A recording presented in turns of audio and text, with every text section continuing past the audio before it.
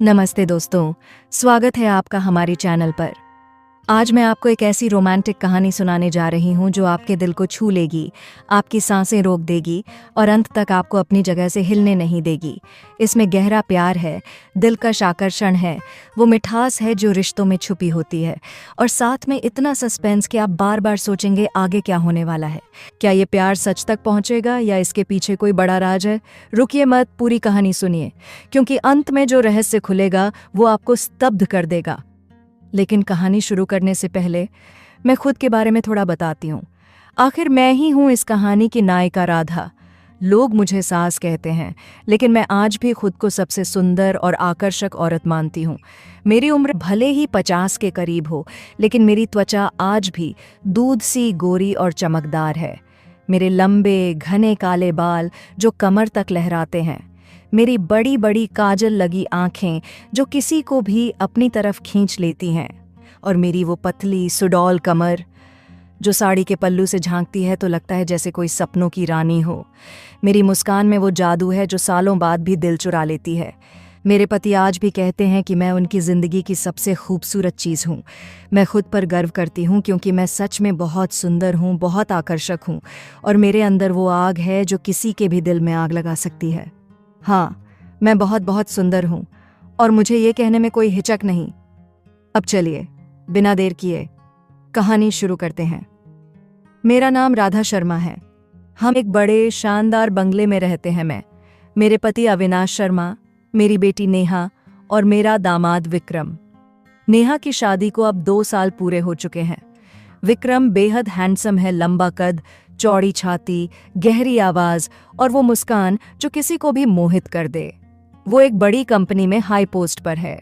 नेहा उसके साथ बहुत खुश है, या कम से कम मुझे ऐसा ही लगता था।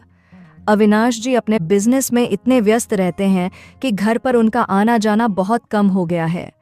घर की सारी जिम्मेदारी, सारी देखभाल मेरे कंधों पर है। कहानी की असली शुरुआत उस शाम से होती है जब कुछ ऐसा हुआ जो मेरी जिंदगी हमेशा के लिए बदल गया। वो एक सर्द नवंबर की शाम थी। दिवाली की रौनक घर में फैली हुई थी। मैं अपनी पसंदीदा लाल साड़ी पहने किचन में मिठाइयाँ बना रही थी। साड़ी मेरी कमर पर इतनी खूबसूरत लग रही थी कि आईने में खुद को देखकर मैं मुस्कुरा रही थी। तभी विक्रम किचन में आया। उसने मुझे ऊपर से नीचे तक देखा और धीरे से कहा, मम्मी जी, आप आज सच में किसी परी से कम नहीं लग रही हैं। मैंने हंसकर कहा, अरे विक्रम, नेहा सुन लेगी तो नाराज हो जाएगी।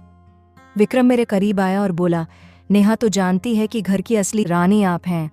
आपकी ये आंखें, ये कमर, ये मुस्कान कोई कैसे नज़रअंदाज कर सकता है। उसकी नज़रें मेरी आंखों में थीं। कुछ पल के लिए समय जैसे रुक गया। मेरे दिल में एक अजीब सी गुदगुदी हुई। सालों बाद किसी ने मुझे इस तरह देखा था। अविनाश जी तो मुझे देखते भी नहीं थे अब। उस दिन के बाद विक्रम का व्यवहार बदल गया। जब नेहा ऑफिस जाती, विक्रम देर से जाता।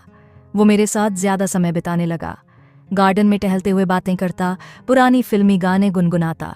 वो मेरी तारीफ करता, मम्मी जी, आपकी कमर कितनी सुंदर है, साड़ी में तो जैसे कोई अप्सरा उतर आई हो, आपकी आंखें, इनमें समंदर सा गहरापन है। मैं शर्मा जाती, लेकिन अंदर से खुश होती। फिर से जवान महसूस करने लगी। मेरे चेहरे पर नई चमक आ गई। एक रात बारिश बहुत तेज थी। बिजली चली गई। घर अंधेरे में डूबा था। नेहा किसी दोस्त के यहाँ फंस गई थी। सिर्फ मैं और विक्रम घर पर थे। मैं मोमबत्तियां जला रही थी। विक्रम मेरे पास आया। उसका हाथ मेरे हाथ से छू गया। एक झुरझुरी सी दौड़ गई। वो धीरे से बोला, मम्मी जी, डरिए मत, मैं हूं ना आपके साथ। हम दोनों मोमबत्ती की रोशनी में बैठे बातें करने लगे। विक्रम ने कहा, मम्मी जी, नेहा के साथ सब ठीक है, लेकिन मेरे दिल में एक कमी है। वो कमी जो सिर्फ आप पूरी कर सकती हैं। आपकी सुंदरता, आपका आकर्षण, मैं इनसे खुद को रोक नहीं पाता। मैंने कहा, विक्रम, ये गलत है, तुम मेरे दामाद हो। लेकिन विक्रम ने मेरी आंखों में देखकर कहा, रिश्ते तो इंसान बनाते हैं मम्मी जी, दिल तो दिल होता है। उम्र, रिश्ते, ये सब दीवारें हैं। मैं आपसे सच्चा प्यार करता हूं। मेरा दिल जोरों से धड़क रहा था। मैं उठकर जाने लगी, लेकिन विक्रम ने मेरा हाथ थाम लिया। उसकी गर्माहट मेरे पूरे शरीर में फैल गई। उसके बाद हमारी गुप्त मुलाकातें शुरू हो गईं। रात में मैसेज, छुपकर बालकनी में बातें, गार्डन में लंबी सैर। विक्रम मेरे लिए फूल लाता, कविताएं लिखता। मैं फिर से सपने देखने लगी। मेरी सुंदरता को कोई इस तरह सराह रहा था जैसे कभी किसी ने नहीं किया। लेकिन दोस्तों, यहीं से सस्पेंस की शुरुआत होती है। एक रात मैंने विक्रम को बालकनी में फोन पर बात करते सुना। वो धीमी आवाज में कह रहा था, हाँ, सब प्लान के मुताबिक चल रहा है। राधा अब पूरी तरह मेरे कंट्रोल में है। जल्दी ही प्रॉपर्टी के कागजात पर साइन करवा लेंगे। अविनाश को कुछ पता नहीं चलेगा। पैसा हमारा हो जाएगा। मेरा खून सूख गया। क्या प्रॉपर्टी? क्या विक्रम का सारा प्यार सिर्फ हमारे पैसे के लिए था? हमारा घर, हमारा बिजनेस, सब कुछ उसके निशाने पर था। मैं रोते हुए अपने कमरे में गई। लेकिन अगली सुबह विक्रम फिर वैसा ही प्यार भरा, मेरी तारीफ करता, मेरी कमर पर हाथ फेरते हुए कहता, मम्मी जी, आप सच में अनमोल हैं। मैं कंफ्यूज हो गई। क्या सच था, क्या झूठ? दोस्तों, आप सभी से एक छोटी सी रिक्वेस्ट है। आपका एक सब्सक्राइब मुझे बेहद मोटिवेट करता है नई वीडियो बनाने के लिए। कृपया चैनल को सब्सक्राइब कर दें, यह मेरे लिए बहुत मायने रखता है। और फिर अविनाश जी का व्यवहार भी अजीब होने लगा।